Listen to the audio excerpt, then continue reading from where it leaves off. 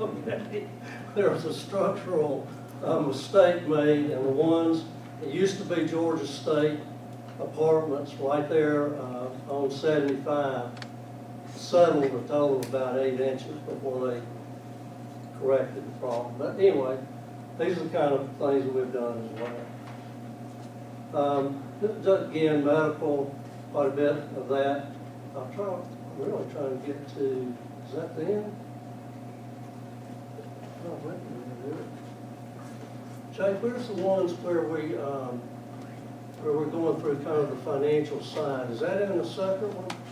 No, yeah, it's, Huh? Hang on a minute. no, it's not in here. The what? It's not in here. That's the end of it. Okay. Do you have a separate handout, or you just? Yeah, there's a different set of slides. Okay, okay. I'll let him deal with that, but this gives you a little bit of a picture of some of the things we've done, that we've been involved in, and, we can talk more about the process and the Q&A timeline here in a few minutes. I'm gonna let Jay kind of talk about the financial side, because you need to see, it's really where the rubber meets the road. We have to figure out the numbers. How much is it gonna cost? What can we charge for it? What does the return look like? Do we have enough contingency money to deal with things that we don't know right now? What are the unknowns? And then can we buy the real estate at a price that it can be developed for and then make money? So a lot goes into it. I hope we'll get a chance in the Q&A session to cover a little more ground. Jay, do you want to pick it up and kind of walk through the financial side, because that's... Can you help me to go through another? Okay, thank you, Alan. Alan just gave you a 30,000 feet view of what a construction development looks like. I can get into a little bit deeper, I think I'm going to stand over here too. As any one of you, you guys have been doing great for the last 4 years, because there are a lot of distressed properties in the market.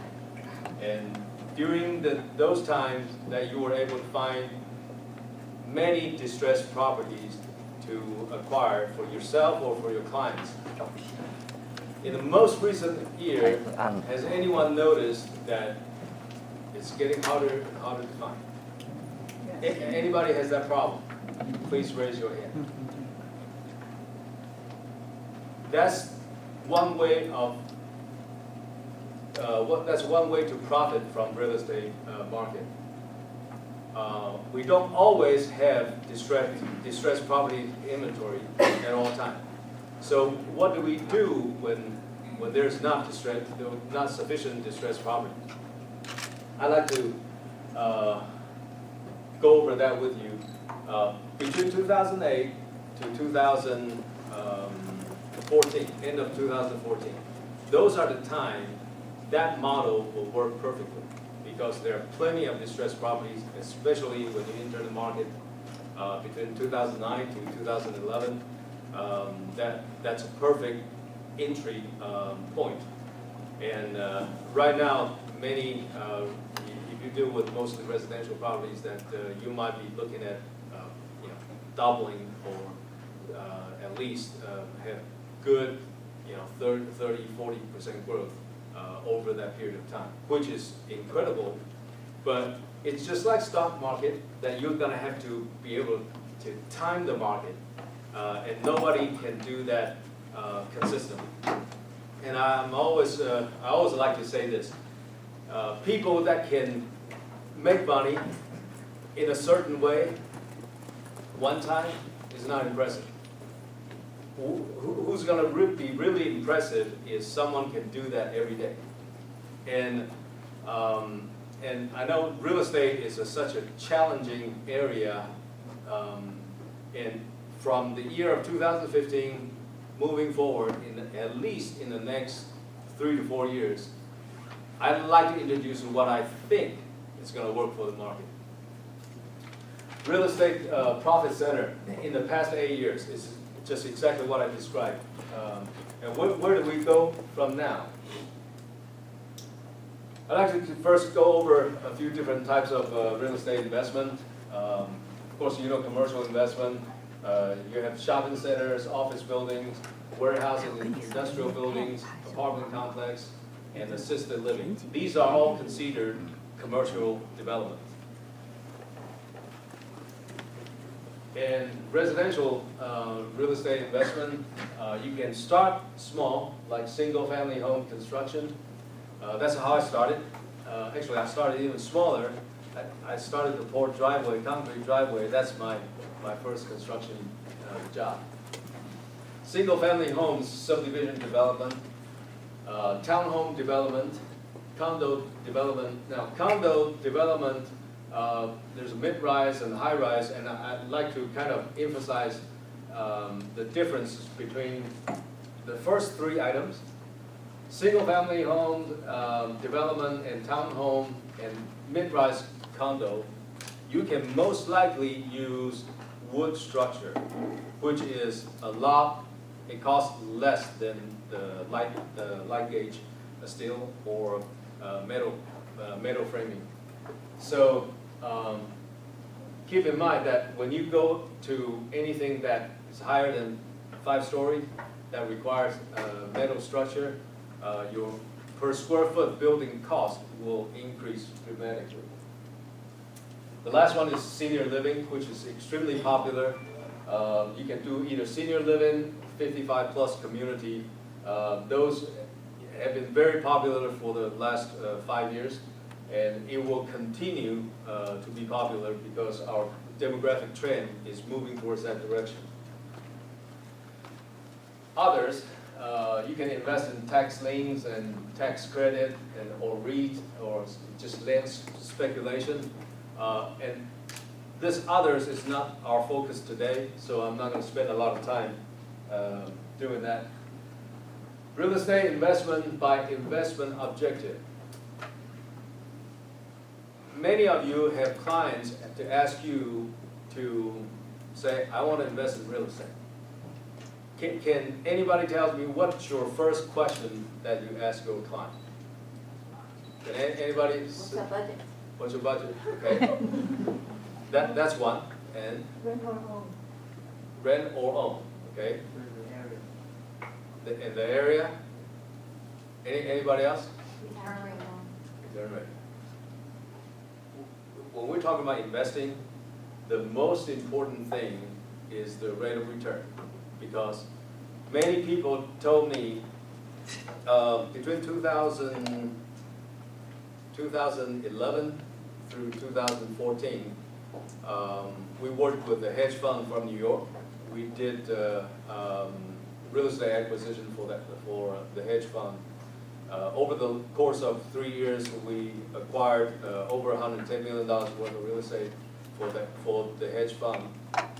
But one interesting thing is we have properties all over the place. You know, within 1 year, I put 70,000 miles on my truck going to different locations because it's so widespread. And we used to say our territory is from Houston. Anybody knows where Houston is? From Houston to Locust Grove. Anybody knows where Locust Grove is? Okay. And from Dallas to Covington. So pretty much we covered the entire metro Atlanta, and there were total about over 1,000 properties purchased. But what do they care? Location is a good thing, but what's the most important thing when we go through the underwriting process is the rate of return. So the first question that we should ask the investor is, what is the rate of return? There's always follow-up questions. The follow-up questions should always be, there's a wise man taught me this. If you really want something, you have to ask yourself, when do you want it, and how bad do you want it, and when do you want it? and what are you willing to do to get it. So in this, applies to this real estate investment business is the kind of risk tolerance that you have. Number one is type of investment, go by investment objective. Is number one is buy and hold. You buy, you hold. You don't plan on selling within a short period of time.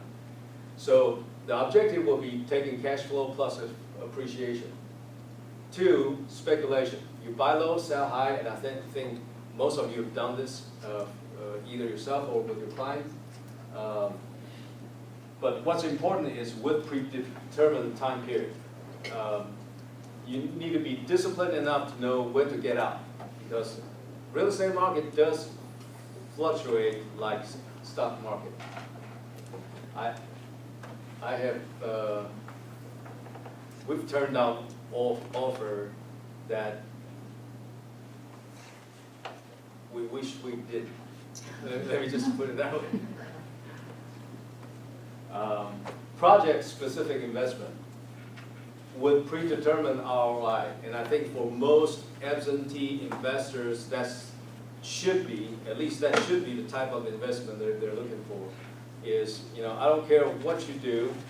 It's very similar like REITs, that they expect you to deliver a certain return, and they don't care what area, and they may have a category, because with a hedge fund, what we usually do is there's a specific area and the type of investment that you can buy, but that's the only guideline that we need to use.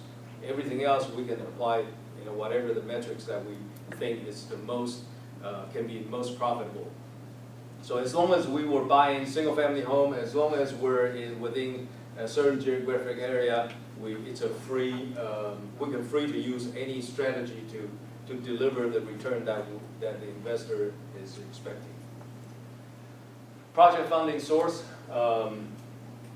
Traditional lending institutions, and you have family and friends, usually set up an LLC, or number three is a crowdfunding, which is getting more and more popular nowadays. And number four is combinations of the above. And financing can be very creative. On the development world, I can tell you, knowing finance is almost as important as knowing the engineer side of it. Because if you don't plan your finance through the development, that mistakes can be as great as knowing there's a big rock and not to do anything about it. Now, I think this will be the most important thing that I share tonight, because I have encountered over the last couple of years many people that ask me, hey, I got a client that they're interested in buying a piece of property, can you come look at it? And I went there, it's a raw land. What can a general contractor look at a piece of raw land without sufficient information? So what information do I need? The information that I need is the engineer, phase one, phase two engineer, and Geo Testing. I'm going to go through that in later on these bullet points. So land development process. One, identify subject property. I think it's not very hard to do. I'm sure you guys do that all the time in front of your computer. Number two, due diligence. That is by far the most important thing throughout the process. This will ensure you're going to get sucked into a money-losing deal, or you can be profitable. Because you find out all the negative factors ahead of time, and then you make decision whether, after knowing these negative factors, is this project is still viable? Is this project still a good project for me or my investors to get into? What are the due diligence items? Zoning / special use permit or variance. Sometimes the property is not zoned for what the intent. However, the governing authority, either city, county, or or city or county in our case, they will allow the owner or developer to use the property other than what's intended for. But it's important to find out ahead of time and knowing that that is allowed. Second item, land planning. What is land planning? Land planning will tell you how many units. Say if you're doing apartment, if you're doing townhome, if you're doing single-family home. Without doing a land planning, you don't know what density that you can build. You don't have any base to even start to figure your ROI or cost.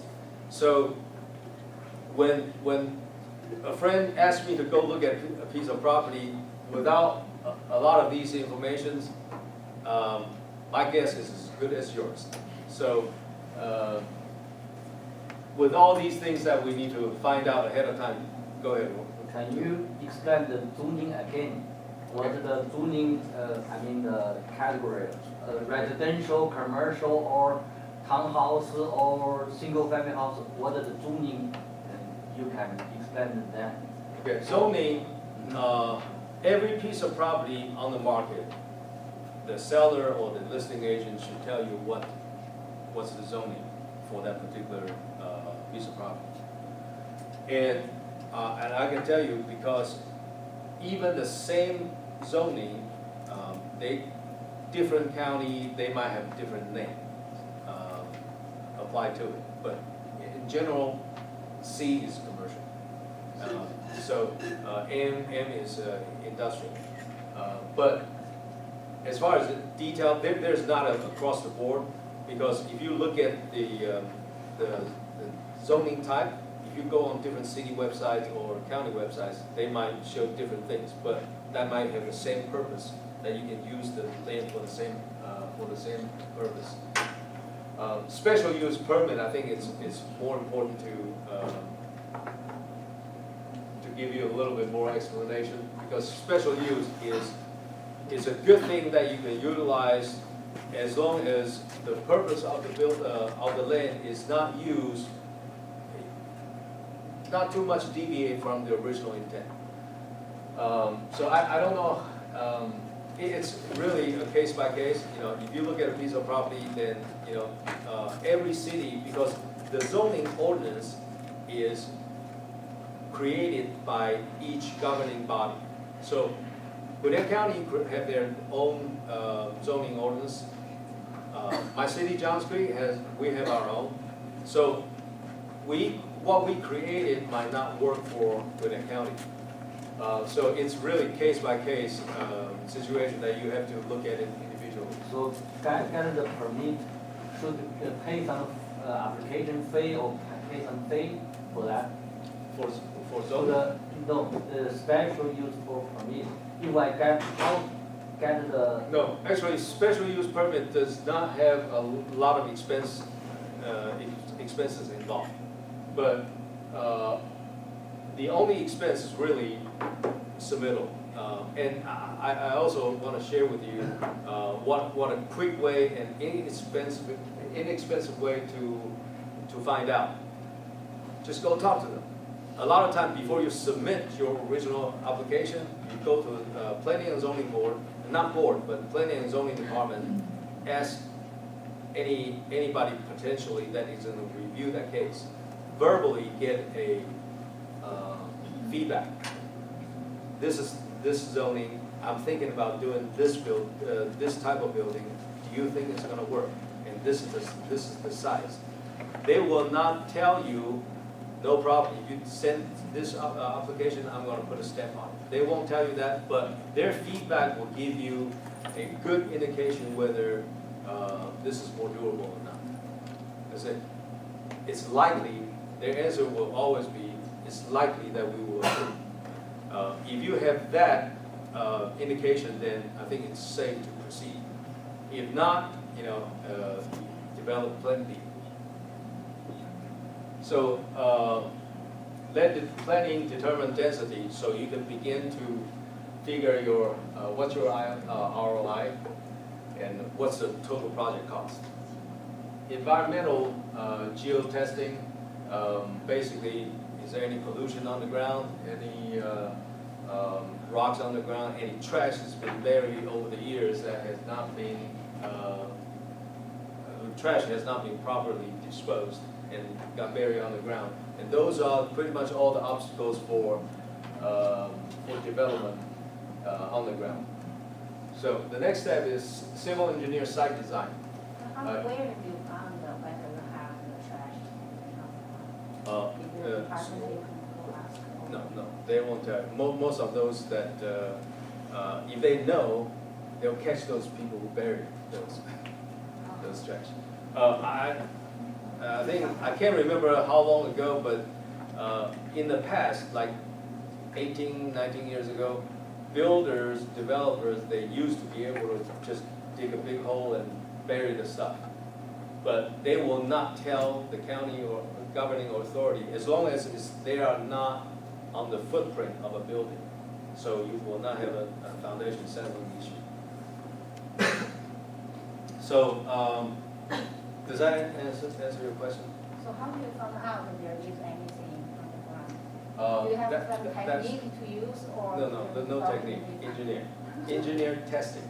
Yeah, So you basically, if I have a 3-acre site, I will selectively drill hole and test the soil of those, the soil sample. And that, at the same time, you'll be able to find out whether, you know, I say virgin land, usually not a lot of issue, because if you see trees been growing there for like 30, 40 years, most likely you won't have much of an environmental issue, but you still have potentially rocks